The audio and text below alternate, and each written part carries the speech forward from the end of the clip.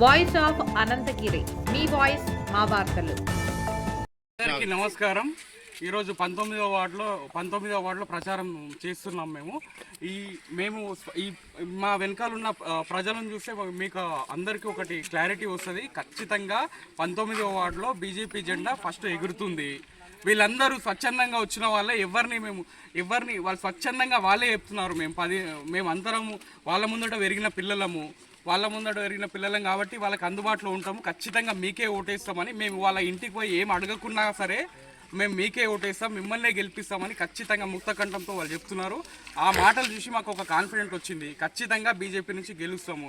ఈ Rajiv Gruhakalpa one side అవుతుంది కంప్లీట్గా బీజేపీకి, రామయ్యగూడ వన్ సైడ్ అవుతుంది కంప్లీట్గా బీజేపీకి. రామయ్యగూడలో చాలామంది చదువుకున్న వాళ్ళు పెద్దవాళ్ళు వాళ్ళందరికీ అన్ని ప్రభుత్వాలను చూసినారు. బీజేపీ ప్రభుత్వం చూద్దామనే ఆలోచనలో వాళ్ళు ఖచ్చితమైన స్పష్టమైన ఆలోచనతో ఉన్నారు. వాళ్ళు ఈ సమస్యలన్నీ నాకు తెలుసు. ఇక్కడ ఇప్పుడు నాకు ఒక అడ్వాంటేజ్ ఏంటంటే, నేను 15 సంవత్సరాలు రాజీవ్ గృహకల్పలో ఉన్నా. 15 సంవత్సరాలలో రాజీవ్ గృహకల్ప ఏ సమస్య ఉందో నాకు అది తెలుసు. నాకు దానికి సొల్యూషన్ ఏం చేయాలో తెలుసు.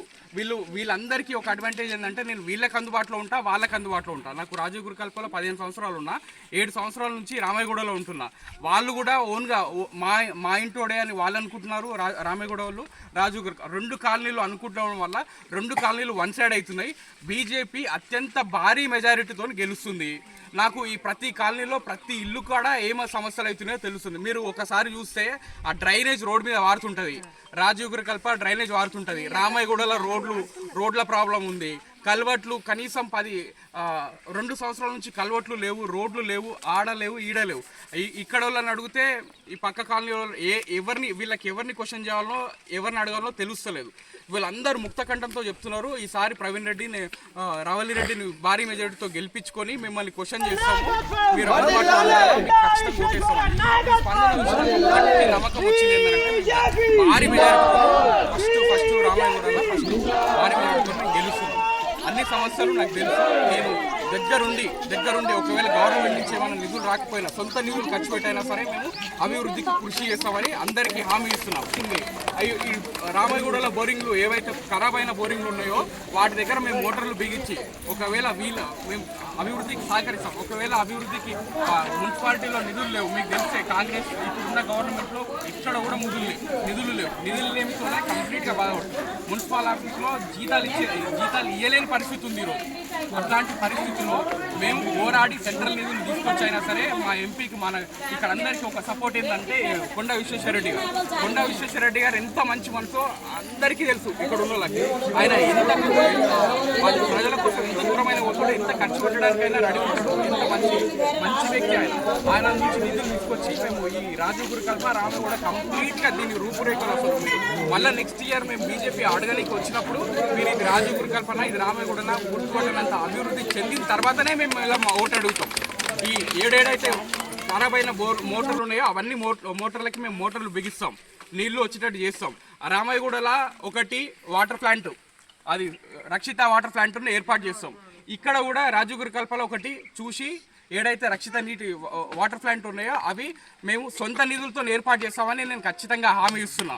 మళ్ళా రామయ్యగూడలో ఒక సమస్య ఏంటంటే, రామయ్యగూడలో సమస్య ఉంది ఒకటి, వాళ్ళకి మహిళా సంఘాలకి భవనం లేదు, వాళ్ళ కింద కూర్చోవడం, గుడికాడ కూర్చోవడం అట్లా అవుతుంది.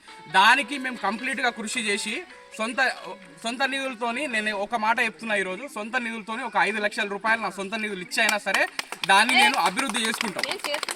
ఇవన్నీ మహిళల లోపలికి వస్తున్నాయి. వాళ్ళకి చెప్పినాం మేము, వాళ్ళు కంప్లీట్గా వన్ సైడ్గా బీజేపీకి వేస్తున్నారు. మేము గెలుస్తున్నాం ఖచ్చితంగా. భారత్ మాతాకి. మేము ఫస్ట్ యాక్చువల్గా ఈ ఖాళీ జాగాలు ఉండడం వల్ల వీళ్ళు పబ్లిక్ వచ్చిన స్పందన, వాళ్ళ నుంచి వచ్చిన రిక్వెస్ట్లను మేము ఒక్కొక్కటి నోట్ చేసుకున్నాము. దాని వైజు మా సొంత నిర్ణయాలు ఏవీ లేవు, పబ్లిక్లో నుంచి వచ్చిన క్వశ్చన్లనే. ఇప్పుడు మా మేనిఫెస్టో కూడా అదే. ఇప్పుడు నేను చెప్పినవి కూడా పబ్లిక్ నుంచి వచ్చిన రిక్వెస్ట్లే. పబ్లిక్ నుంచి వచ్చిన రిక్వెస్టే మా మేనిఫెస్టో, పబ్లికే మా నాయకత్వం. ఇది ఇక్కడ ఏందనంటే నేను ఇప్పుడే ఫస్ట్ చేస్తున్నాం. ఎందుకంటే వీళ్ళందరికీ కూడా నేను ఒకటి ఏం చెప్తున్నాను అంటే, పిల్లలకు అవకాశం ఇస్తే మీరు వాళ్ళ పిల్లల్లాగా అడగొచ్చు.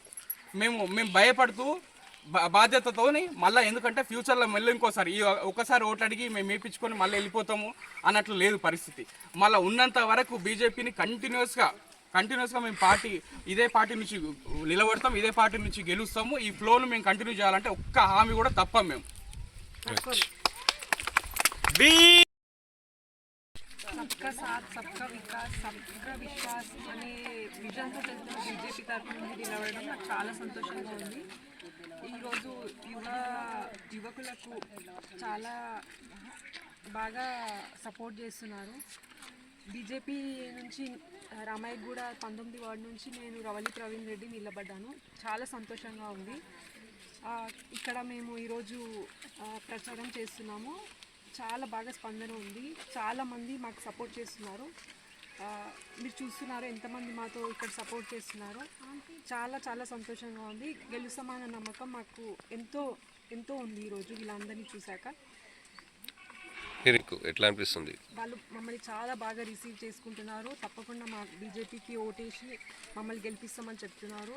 మాకు కూడా చాలా నమ్మకం ఉంది ఈసారి బీజేపీ 19 వార్డు నుంచి గెలుస్తామని. వికారాబాద్లో కూడా చాలా బాగా అందరూ రెస్పాండ్ అవుతున్నారు. బీజేపీ వికారాబాద్ అంతా గుళ్ళకి గెలుస్తుందని చాలా విశ్వాసంతో నేను చెప్తున్నాను.